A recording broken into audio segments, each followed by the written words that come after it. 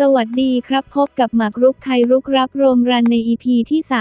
398 ถ้าชอบกดไลค์กดแชร์กดติดตามเพื่อเป็นกำลังใจให้กันด้วยนะครับ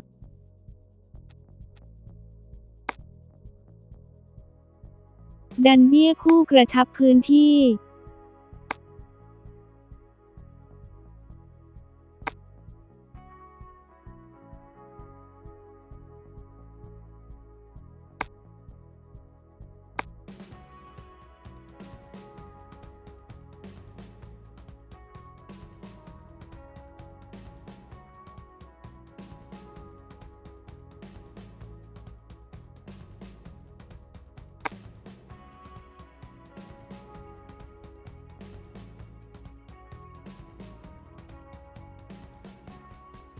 ม้ากระโดดลงบ่อรอจังหวะ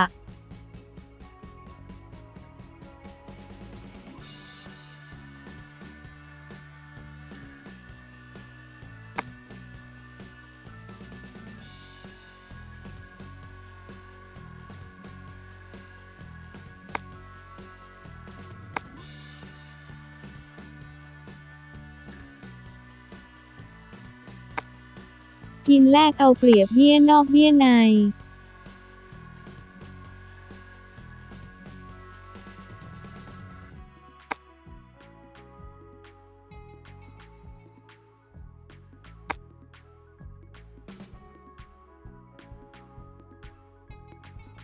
หลบทางให้เรือกดขุนบางลงอีกชั้น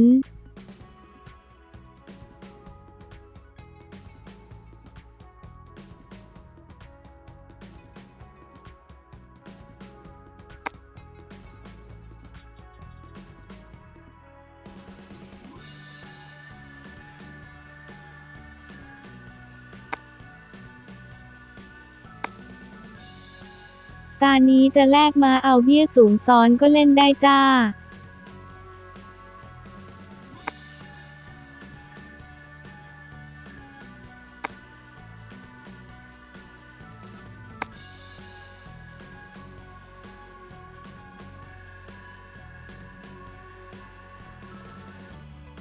จับโคนไว้หน่อยจ้า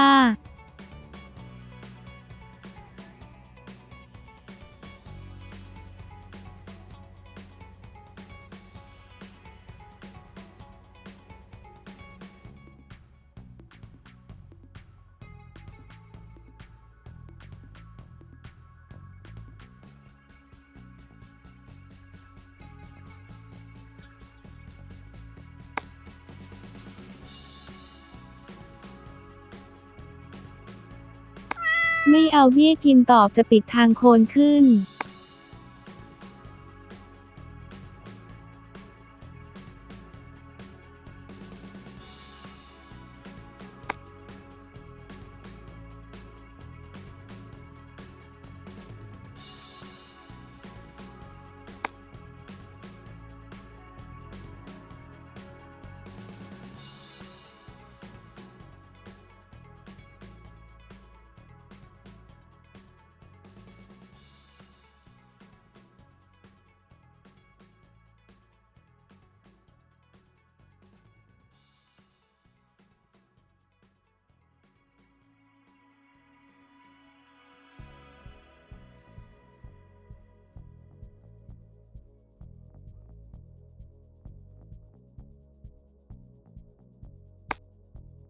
ตามกดขุนอีกสักที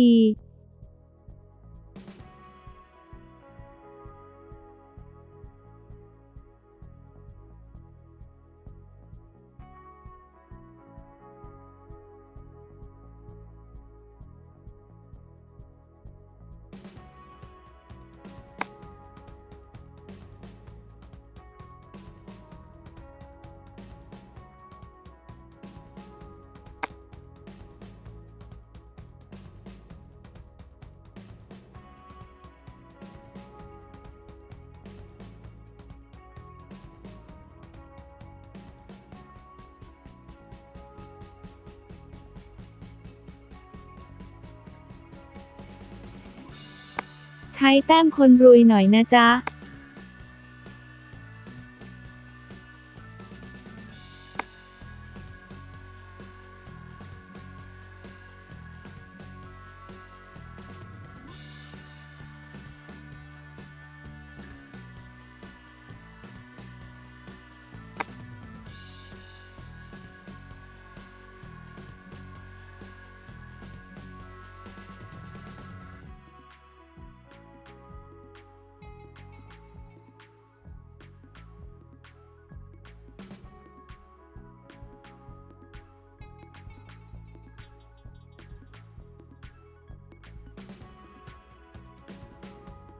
ขาวพลาดแล้วม้ารุกกินโคนได้ไม่เห็น555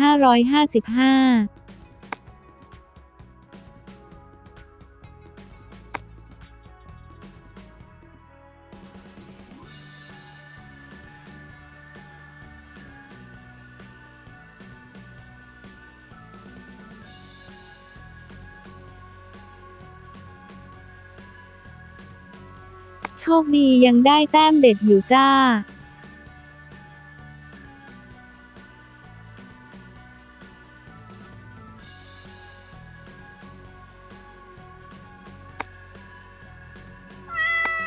ขุนไปได้3ทางเป็นรองทุกตานะจ๊ะ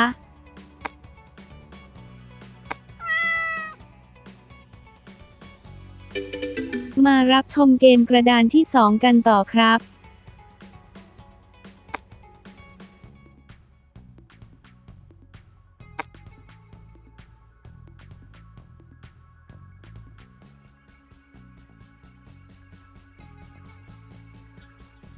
โคนเตรียมไปรุกผูกเบี้ยเอาไว้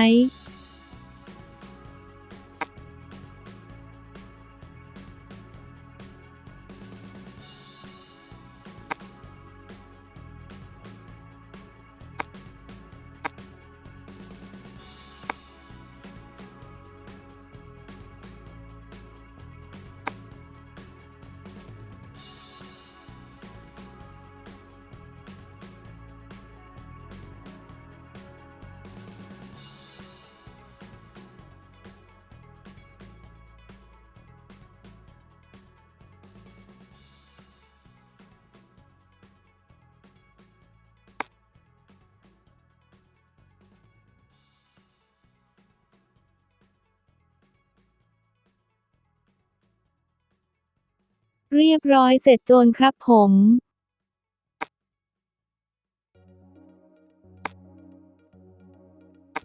ได้จังหวะเรือกดหน้าขุนกินโคนพอดี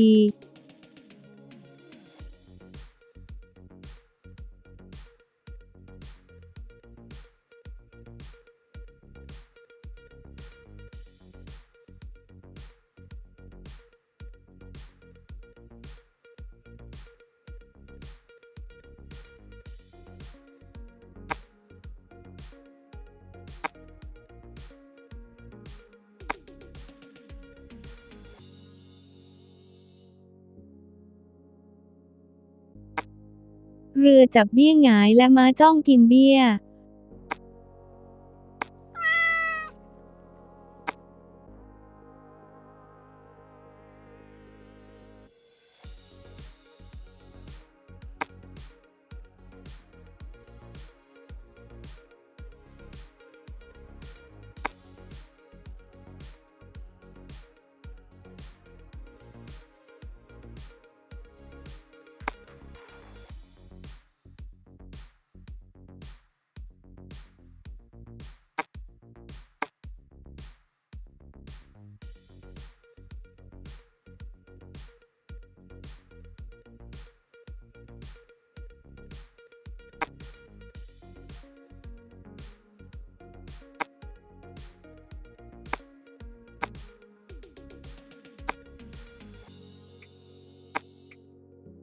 สะกดขุนไว้ดังเดิม